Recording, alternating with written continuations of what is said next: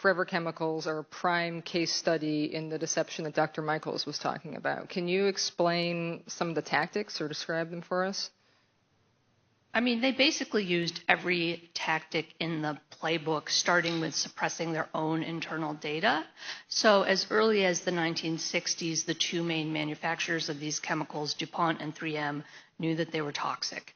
As early as the 1970s, they knew that they were accumulating in the blood of people all over this country. They would eventually discover that this was a global problem, so they tested thousands of samples from all over the world, including remote rural China. The only samples they could find that didn't contain these chemicals were collected from Korean war vets before 1952, so before these chemicals went into wide-scale production. Now, the blood data set off some alarm bells inside these two companies, and they started intensively studying their health and environmental effects. They quickly discovered that they didn't break down in the environment. These are extremely persistent.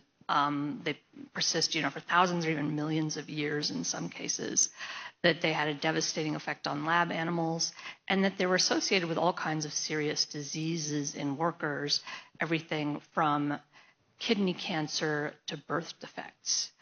But they suppressed this finding and continued exposing workers to these chemicals, but more importantly, continued exposing the rest of us to these chemicals, because they knew, by the 1970s or 80s, that these chemicals, that we were all being exposed to these chemicals.